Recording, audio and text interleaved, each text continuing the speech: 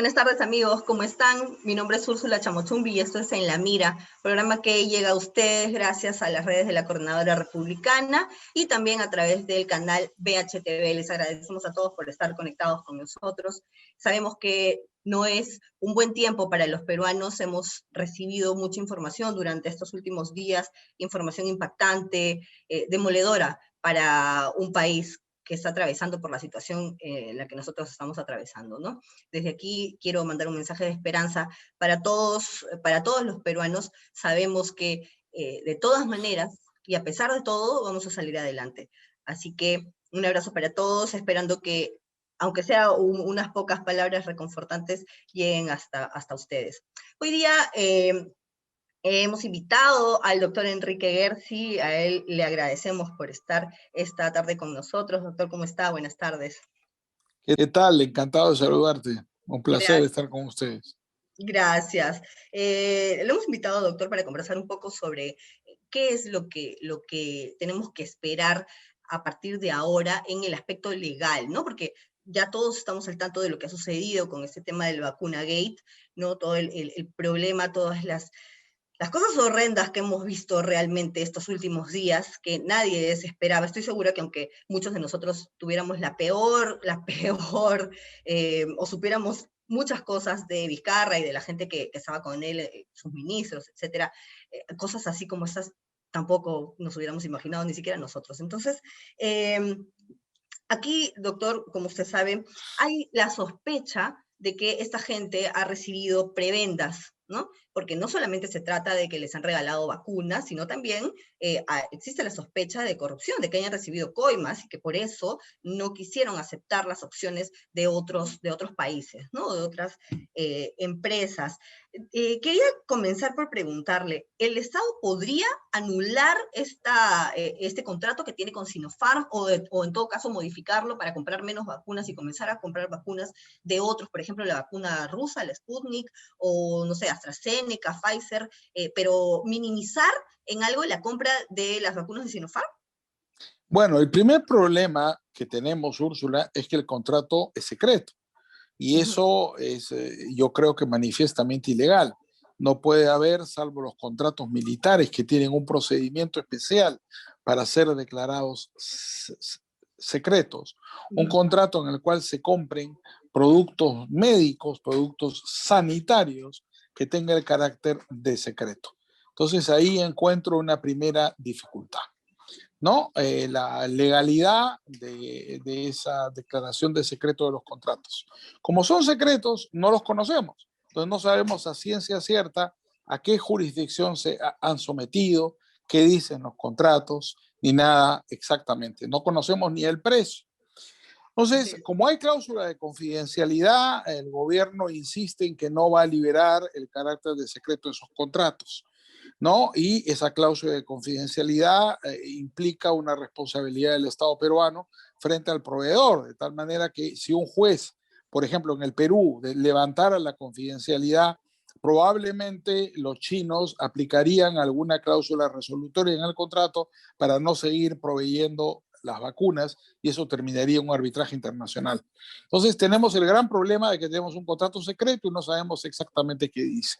Pero sí está claro que no hay exclusividad, porque de hecho ya anunció el gobierno que la Cancillería está negociando con otros proveedores, el caso de Pfizer, que es una empresa americana, ¿no es cierto?, la posibilidad de adquirir también vacunas. No sé si en el caso Moderna, que también es una empresa norteamericana. De manera que lo aconsejable en este caso es, si ya se hizo ese contrato y es un mal contrato que no conocemos, bueno, dejemos el contrato que esté ahí, en su momento se sabrá la verdad, se sancionarán los responsables y lo importante es que ahora se celebren otros contratos y que además se permita al sector privado participar.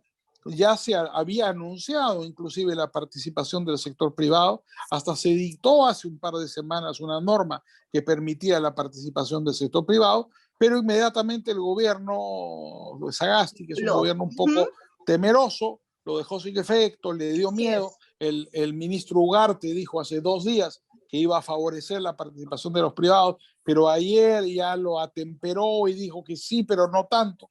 Entonces, claro, da la impresión de que el gobierno tiene miedo. Y ese miedo es probablemente consecuencia de sus prejuicios ideológicos. Pero lo conveniente en este caso es contratar con la mayor cantidad de proveedores posibles, de la manera más transparente y, por supuesto, permitir la participación del sector privado, porque tanto el sector privado con fines de lucro como sin fines de lucro, ¿no es cierto? Las iglesias, fundaciones, entidades de beneficencia, podrían perfectamente tener una participación activa y ayudar al gobierno. La idea no es que esto sea en lugar del gobierno, ¿no? Esto es, quien pueda pagar una vacuna, más bien alivia al gobierno, porque esa vacuna se puede dedicar a una persona pobre y no le quita el cupo a una persona que no puede pagarla. Entonces, esto, por supuesto, yo creo que debería favorecerse, como se ha hecho en Chile, y creo yo, deberíamos avanzar de una manera decidida a conseguir la inmunización, no para dentro de 2 años, como se está pensando, porque en ese camino seguirá muriendo la gente. Exacto, la situación no soporta ya Así es. más tiempo, ¿no? No solamente la situación sanitaria, también la situación económica. Pero, doctor, ahora que nos comenta esto de la participación de los privados, ¿cuál es? O sea, no hay lógica, ¿no? Porque ayer el doctor Ugarte decía, bueno, es que se va a desordenar el proceso.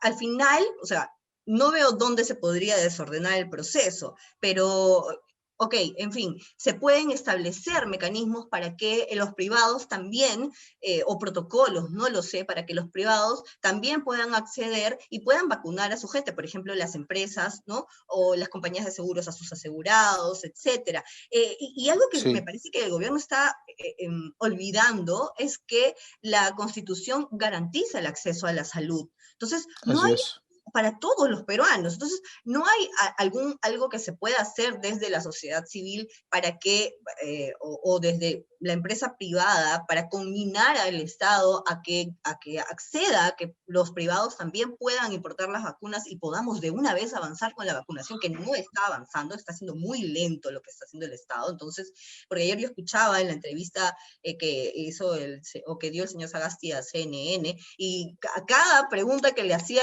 el entrevistador, él respondía con, estamos trabajando, estamos haciendo, pero no es así, porque son 115,000 personas nada más las que están vacunadas a estas alturas, después de todo el tiempo que hemos perdido. Entonces, cuando sabemos que la vacuna rusa podría estar aquí en 5 días, entonces, ¿hay algo que nosotros desde la sociedad civil podamos hacer para combinar al Estado, para obligar al Estado a que nos deje acceder de otras maneras? Sí, yo creo que hay varios caminos.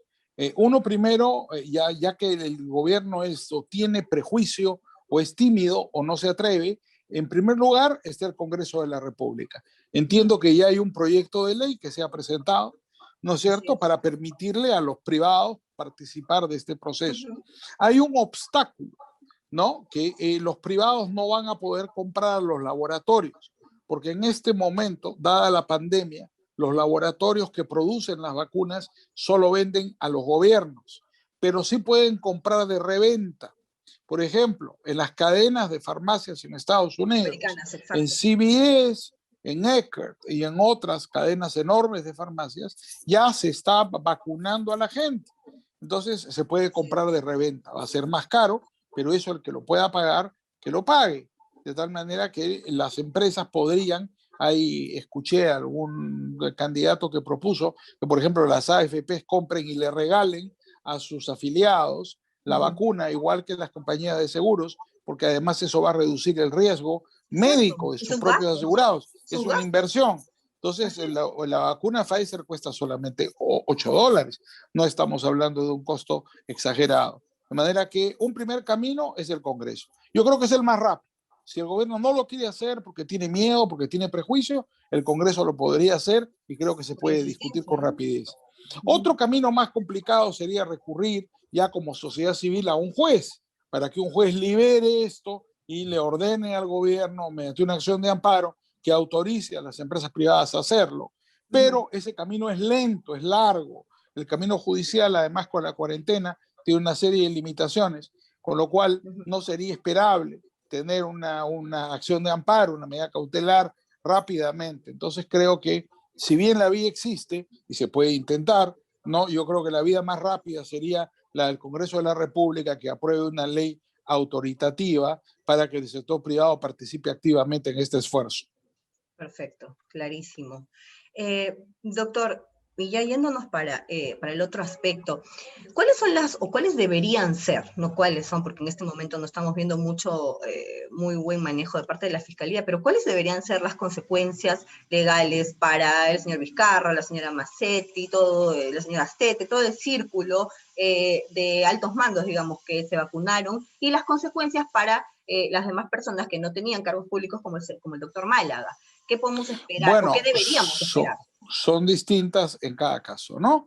El más grave es para el presidente Vizcarra y las dos exministras de Salud y de Relaciones Exteriores, que por su cargo además tienen fuero, porque tienen que ir por el camino del antejuicio.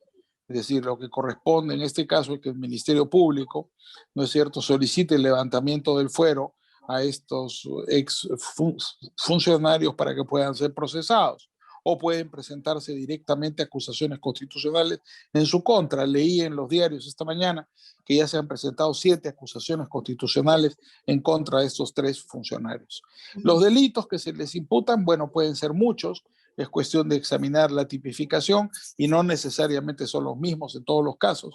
Creo que la situación más grave es de las exministras de Salud y de Relaciones Exteriores, porque ellas tenían la doble condición de estar negociando el contrato con el proveedor, y en el caso de la ministra de Salud era además la que dirigía la política de vacunación.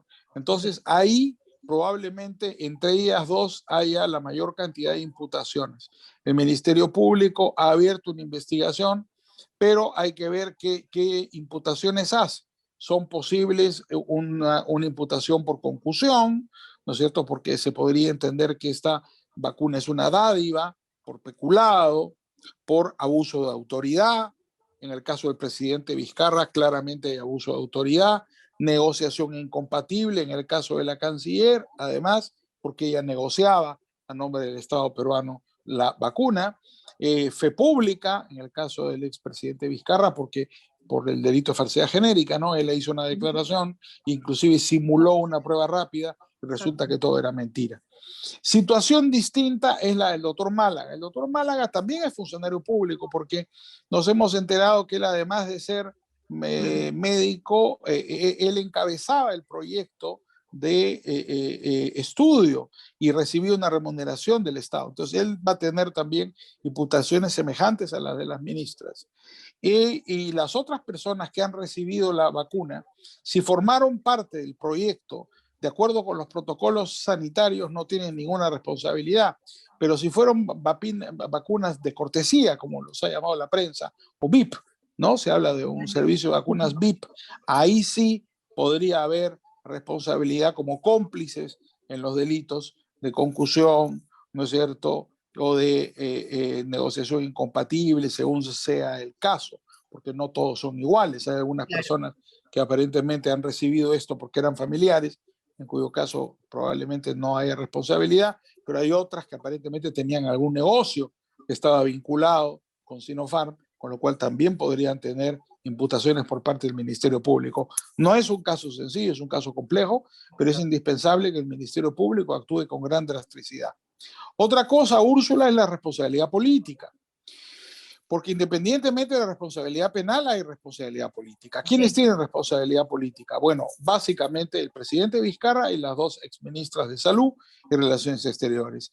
Y ahí el Congreso podría, ya inclusive el presidente Sagasti lo insinuó anoche en CNN, la inhabilitación es la vía más rápida para hacer una sanción. Eso independientemente de la responsabilidad penal. Está pedido. Entonces ahí hay que el Tribunal Constitucional estableció que para el caso de la inhabilitación también hay que garantizar el debido proceso.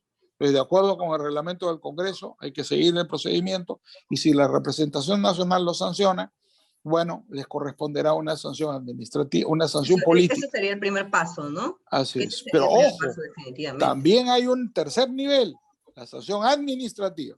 Una cosa es la penal, Ministerio Público, Poder Judicial. Política, el Congreso. Y administrativa. ¿Quién se encarga de la sanción administrativa? Bueno, la Contraloría General de la República, ¿no? Y eso entiendo que la Contraloría ya inició Sí, ya inició su labor investigación. de control y eso tendremos que esperar a ver qué es lo que se conoce. Así es, porque sería una burla tremenda para el país que el Así señor es. Vizcarra, por ejemplo, que está candidateando en este momento al Congreso, sea elegido congresista y haya que investirlo como congresista después de todo lo que sabemos. Eso sería Bueno, definitivamente. eso yo estoy seguro que no va a suceder. Exactamente, yo también. Doctor, y para cerrar este tema y pasar al otro, ¿cree que es necesario formar una comisión de la verdad para saber qué ha pasado con todo este tema del manejo de la pandemia? Mira, Al final, cuando termine yo todo. creo que con respecto de todo el tema de la pandemia, sí, Ujú. porque hay pues algunas imputaciones de delitos contra la humanidad, ¿no? Hay algunas Exactamente. personas que ya han dicho que, por ejemplo, lo que pasó en las cárceles al principio de la pandemia es compatible con la definición de crímenes contra la humanidad. De hecho, la Corte Interamericana de Derechos Humanos, en los primeros días de la pandemia, advirtió al Estado peruano que tenía que garantizar la integridad y la salud de los presos, cosa que no sucedió y ha habido más de 300 muertos. Entonces yo creo que finalmente va a ser indispensable tener una comisión de la verdad.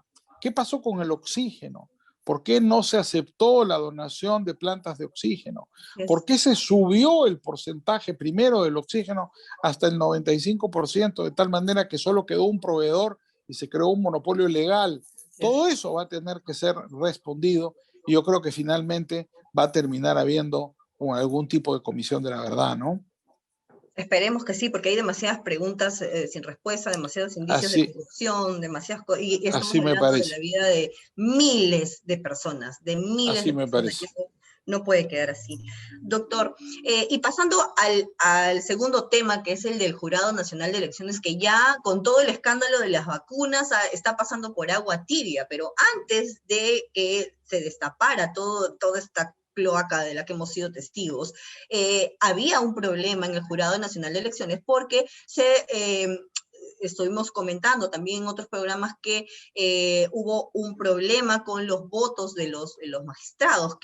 ¿Cómo ha quedado esa situación? ¿El Jurado Nacional de Elecciones podría inhabilitar a Vizcarra, excluir a Vizcarra después de todo esto que hemos visto con las vacunas? ¿O no pueden ellos Mira, hacerlo? en el jurado hay varios problemas. El primero es que el jurado está incompleto. Deberían ser 5 y Así es, solamente hay 4, solamente lo 4. que pone una situación totalmente anómala, porque en una situación normal el presidente no tiene voto dirimente porque es un número impar. Entonces jamás dirime el presidente. Así Recién es. está dirimiendo ahora porque por una situación especialmente confusa en el Colegio de Abogados de Lima, el colegio no ha podido nombrar por primera vez en la historia un representante en el jurado y esto ha hecho que haya número par, con lo cual la decisión termina siempre estando en manos del presidente.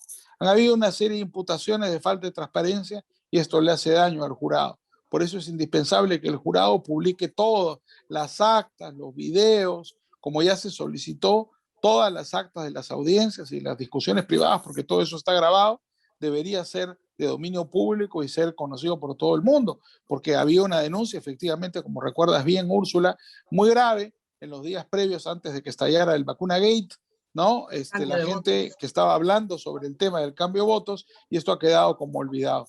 Es indispensable que esto se haga y que el jurado actúe con transparencia y haga pública toda esa información.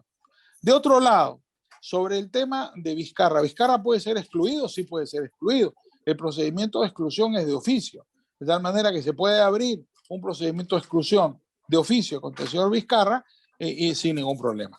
Pero eso, claro, tiene que hacerse siguiendo el procedimiento establecido por la ley, que es que el propio jurado electoral especial tiene que iniciar un proceso de exclusión, en este caso contra el señor Vizcarra, y ese procedimiento de exclusión puede llegar hasta el Jurado Nacional de Elecciones vía apelación en el caso en que haya sido resuelto primero por el Jurado Electoral Especial. Pero claro, es un procedimiento y eso tiene que iniciarse formalmente para que eso suceda.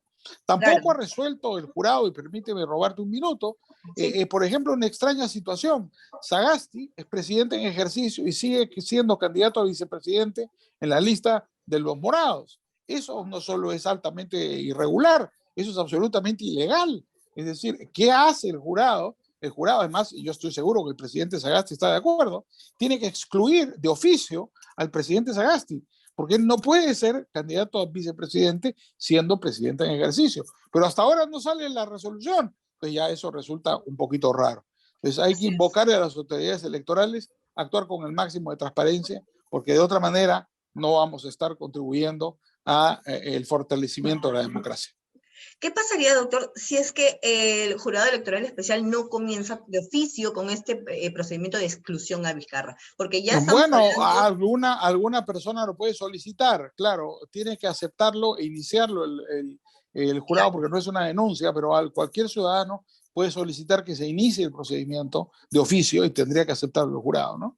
Ya, pero ¿qué sucede? O sea, porque se van acumulando los casos, ¿no? Primero es lo de Vizcarra, ¿no? Que lo Sí, de los votos, que todavía está con esa sombra de duda, no sabemos qué ha correcto. pasado, el jurado no se pronuncia, hasta ahorita no pasa nada. Entonces, primero está lo de Vizcarra, está lo que usted comenta de Sagasti, que ya es algo que tiene mucho tiempo y sin embargo ha quedado ahí también en silencio. Y también está lo de Verónica Mendoza, ayer Perú 21 sacó una investigación acerca de un terreno que ella tenía, que Sí, supuestamente le lo traspasó a leí. sus hermanas, y Sí, después, sí, sí. entonces estamos Lo hablando de de George Forsyth, lo que de queda George excluido Forsyth, en primera instancia. exactamente.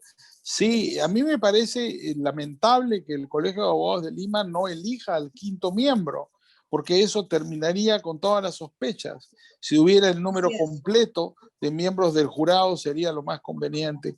Pero mientras tanto, ¿no es cierto? Que solo queda esperar a que el jurado publique toda la información. Y si el jurado no quiere publicar las actas y los debates que han habido, bueno, seguramente habrá pues toda una situación legal contra los miembros del jurado, porque la denuncia se llegó a presentar y ellos no tienen antejuicio, solamente tiene privilegio de antejuicio el doctor Salas, ¿no es cierto? Y el doctor Arce votó en contra, pero el doctor Salas es magistrado de la Corte Suprema, él tiene privilegio de antejuicio. Entonces esto terminaría en un procedimiento de antejuicio ante el Congreso, con una acusación constitucional, pero naturalmente las elecciones van a ser en abril, de manera que esa acusación constitucional va a estar resuelta después de las elecciones, Después, por lo cual yo exactamente. creo que no va a haber tiempo para que se termine. Ahí hay que invocar a la madurez y a la transparencia de las autoridades electorales y que ellas mismas publiquen el acta, ¿no es cierto?, los videos de los debates, las grabaciones de los debates, porque es la única manera de salir de esta duda y poder tener un proceso electoral que se desarrolle normalmente. Y la misma invocación va para la Fiscalía de la Nación, ¿no? Porque es como que también ellos están cuidándose mucho. Ahorita ya deberíamos tener alguna situación un poco más transparente, más poder ver algo, porque, por favor, estamos en medio de una tormenta terrible, de un cataclismo, diría yo, en el país, y vemos Bueno, que yo creo que todo el sí, mundo está pues tranquilo, el fiscal de la nación la fiscal de la nación es la titular de la acción penal, tiene una gran ¿no es cierto? responsabilidad acá, ¿no? No vaya a ser nomás que salga la segunda lista y nos demos con alguna sorpresa y por eso es que no sea que estén Mm, pasando muchas cosas. Así Gracias, es. doctor. Ha Bueno, te quedado agradezco, ¿ah? Un clarísimo. placer. Muchísimas Gracias. gracias, doctor. Hasta Gracias luego. también. Hasta luego. Saludos y muchas gracias por la invitación. Gracias a ustedes por resolver nuestras consultas. Muchas gracias también, amigos, a ustedes por habernos acompañado en este programa. Ya saben, por favor, mantengan lejos el COVID de casa, siempre con mascarilla, 2 metros de distancia, lávense las manos todo el tiempo por 20 segundos, así parezcamos un poco obsesivos, es necesario, tenemos que ganar esta batalla. Muchas gracias, nos vemos la próxima semana.